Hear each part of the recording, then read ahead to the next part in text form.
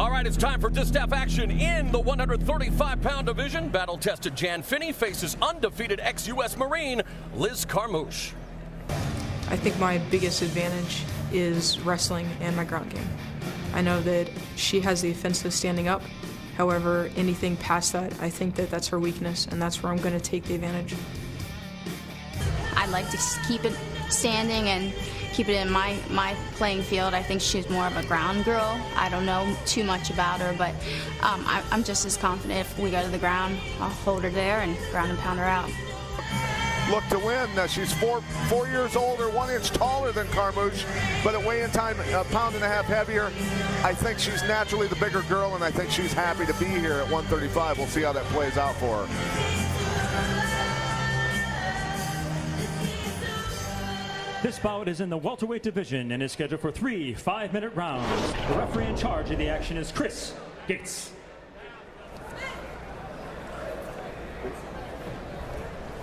You ready to fight? You ready to fight? Fight!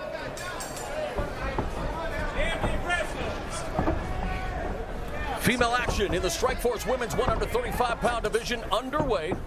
Liz Carmouche in the black gloves, blue tape. Jan Finney moving back down to 135, sporting the red gloves. Carmouche has recently started training with female BJJ whiz Ghazi Parman. She says that has definitely reaped benefits in the gym. But the fight begins in the stand-up position, and so far, so good. No feeling out process whatsoever. Carmouche wisely circling to her right to avoid the right hand of Finney. Finney looks like she's got a lot of aggression in her face. She looks really focused. She's got to feel good about coming down after getting hit by Cyborg. She knows nobody's going to hit her that hard in the 135-pound division, so that probably gives her a lot of confidence in this fight. And with her karate background, her strikes are technically sound. She said she would like to keep the fight against Carmouche on the feet, although she says she's comfortable on the ground. She told us she prefers fighting at this lighter weight because she has a shorter reach than most females her height. She's 5'7", but she doesn't have the longest of reaches, so she feels that she'd probably be better suited at this lighter weight where the females are a little shorter as well. Neither did Tyson, but he seemed to be able to figure out how to hit people, right? Yes, he did. Carmouche right now expending a lot of energy moving around. I think that Jan Finney is trying to time that right hand. Finney working on the lead leg of Carmouche, delivering some thudding outside and inside leg kicks.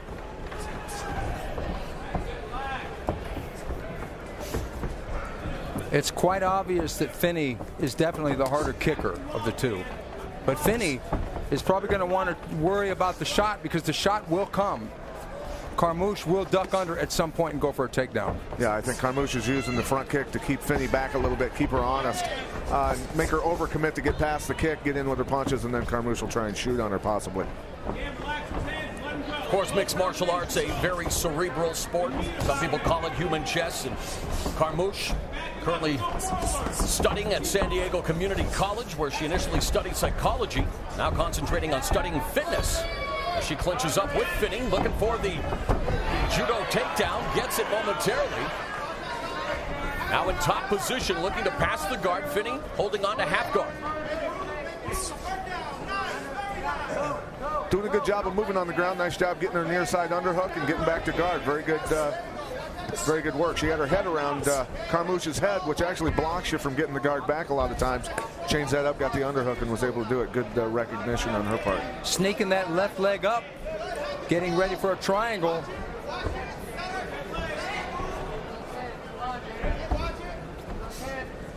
Nice to see a kickboxer working for submissions.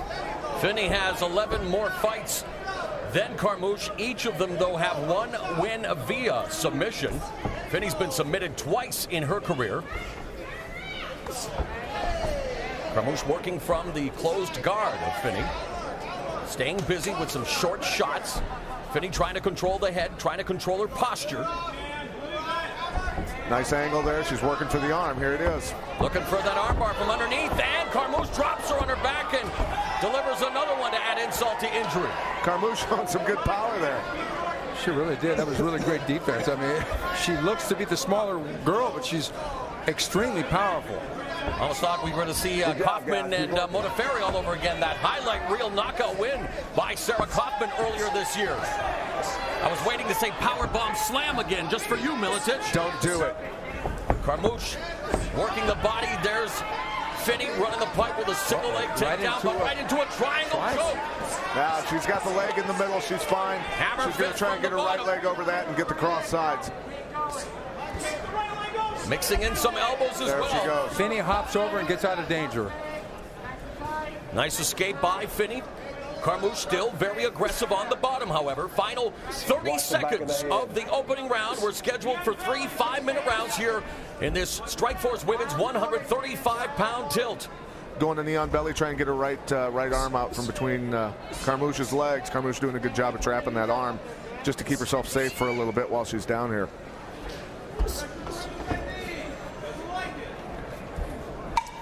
Final 10 seconds.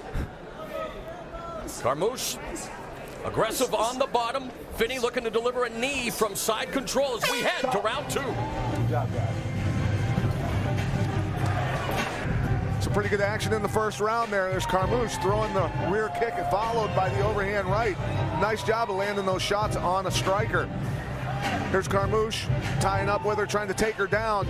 Steps through, hits the hip toss, puts her down. Nice job throwing the bigger girl down like that. Good technique on the throw. Then Finney going for the arm bar and getting slammed by Carmouche. Carmouche doing a good job of powering out of that. Obviously showing that she is a strong girl, even though she's a little smaller than Finney. Hey, don't forget, coming up after tonight's Strikeforce Challengers telecast, it's an encore presentation of Inside NASCAR, bringing you highlights and expert analysis of America's #1 spectator sport.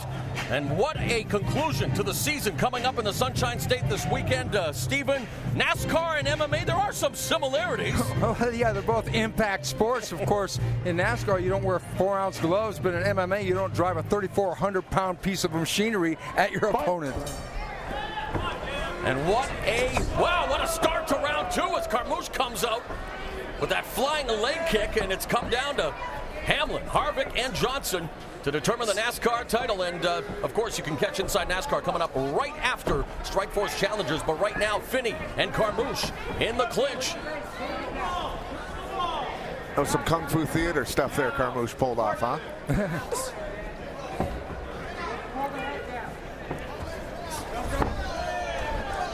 There manages to secure the takedown again into side control. Fight Professor, how did you score the opening 5 minutes? I gave the first round to Liz Carmouche based on the fact that she was the busier. Jan Finney is definitely in this fight. She landed some hard kicks and tried for a couple arm bars, but Carmouche basically dictated where the fight was going and did well from the bottom at the end of the round. She just ate an illegal knee, but an inadvertent you know, and credit to Finney, she didn't complain about it like most fighters would. So, but still, how about you, Coach? How did you see the first stanza? Very close, very close. I thought Finney possibly could have won that. It was close enough that it could have gone either way, I think.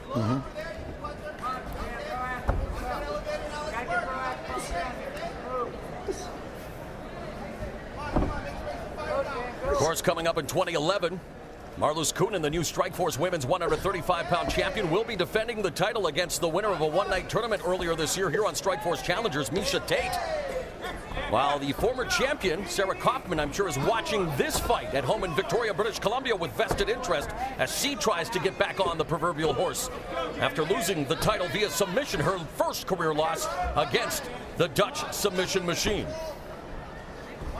You know, Finney doing a good job of getting the angles underneath, and that's something that I like to pay attention to. If you're midline, when you're on top of somebody in the guard, if your midline of your body does not match up with your opponent's midline, you're potentially in a lot of trouble. So you need to keep that under control. Stephen, Finney told us that she would like to keep this fight standing, but that she's comfortable on the ground so far. Do you feel that she's comfortable on the ground? I've been very impressed with her ground game because, as Pat alluded to, she's hipping over. She's not staying flat to the ground, and that makes her a danger from the bottom with arm bars and triangles. And since the loss to Cyborg, she did tell us that she's worked on a lot of things submission-wise. Carmouche now back on her feet, Finney in the butt scoop position. Carmouche attacking the buttocks region. And there's a page out of the shoot-a-box playbook. We've seen Mauricio Shogun Who would do that a few times, Stephen. Yeah, definitely in pride. The only problem for Finney in this round is we haven't seen 2 armbar attempts. We've just seen her lock Carmouche up when she was on the bottom, and she really didn't try anything yet. So I would definitely say that Carmouche is squeaking ahead in this round again. I'm sure referee Chris Gates is very close to standing Finney back up. Yeah, I mean, I think Carmouche's best bet here would be get past those legs and get back on top. She seemed to be doing very well this round on top. Hammer fist to the knee. And there's Finney back on her feet and walks right into a guillotine choke attempt by Carmouche. Finney pops her head immediately, looking for the single leg. Keeping her head right in the center of the belly of Carmouche to avoid getting locked up in that guillotine. Look for Carmouche to step through again and hit that throw. 90 seconds left in the second round. Here at the Convention Complex in Jackson, Mississippi. Hope you're enjoying it on Showtime. Mauro Ranallo along with Pat Miletich and the fight professor Stephen Quadros. Stay busy, guys. Come on. Referee Chris Gates imploring the young ladies to stay busy, and Carmouche looking for that hip throw again, as you alluded to, Pat. But Finney keeping her pressed along the fence. Yeah, when somebody steps through like that with a judo-type throw, you want to lower your hips. And a lot of times just transition into a single leg on them. They give you their leg. So just lower your hips and grab that leg, and they kind of give it to you if you're smart about it. I like that chopping kick that Carmouche is doing. It's more of an annoyance than anything, but it's an interesting technique, sort of like a hook kick from the clinch.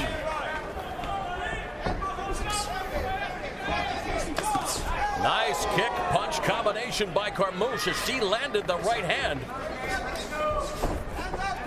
Finney needs to cut Carmouche off and make her fight. Needs to put her on the cage and get after her. She's waiting for her opening too much, I think. Well, she mentioned that she was working more on sticking and moving, not just standing there making it a brawl, but so far it seems like that's exactly what she's doing here as Carmouche lands that high head kick. In the final 10 seconds, after a very close round one, I would have to say that Gorilla Liz Carmouche took the middle round. Agreed. Good job, guys. Carmouche watched a little Kung Fu theater when she was a kid, come out with a fake left leg front kick followed by the right. And then when they were scrapping in there, you see the knee kind of land. It didn't really land solid, luckily for Jan Finney, but it did land a little bit. See a cut that has been opened up over the right eye of Carmouche. I actually love that technique where she throws the right roundhouse kick and then the overhand right. Rick Rufus used to use that at the beginning of his career, and he would drop people with that punch. All right, guys, third and final round. Fight! Of course, his brother Duke Rufus, a former kickboxing great, has become an MMA trainer of note in Milwaukee, Wisconsin, as the third and final round is underway. And again, Carmouche held that kick, looking to distract Finney. Finney staying in the pocket. Would you agree, guys? I know, Stephen, you said yes. Pat, you agree that round two went to Gorilla? Absolutely. Finney needs to finish this fight. I agree, Mauro. Definitely. Carmouche won that round. And, you know, the first one, as Pat said, was very close. But I did give it to Carmouche as well. Finney coming forward. Carmouche immediately goes for the overhooks. He has the 50-50 position now along the fence on Finney, delivering some short knee strikes as well, creating the separation.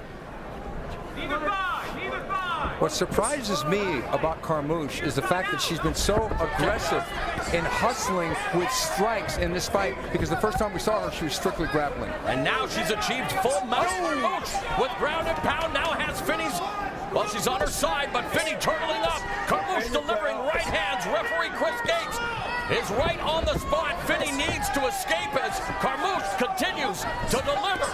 Landing solid shots down there. Finney's got to get moving, or the fight's going to get stopped. GNP from Gorilla Carmouche, and now she flans out Finney, who's in a world of trouble here.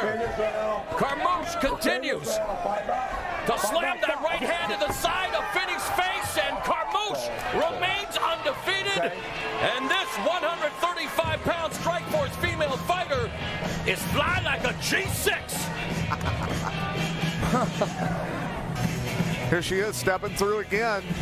You hit it over and over during this fight several times. And that was the beginning of the end. Going to knee on belly there and then sliding straight in the mount. and getting to work. She got into the position that she needed to be in and knew that if she kept punching and doing damage, the referee was going to step in and stop it. And a lot of times that's the best bet. Don't go for submissions and wear yourself out. Just start punching and look for the ref to step in as you're damaging your opponent. Ladies and gentlemen, this bout ends at 1 minute and 30 seconds of round number 2. Referee Chris Gates stops this bout for your winner by technical knockout, Liz Gorilla Carmouche.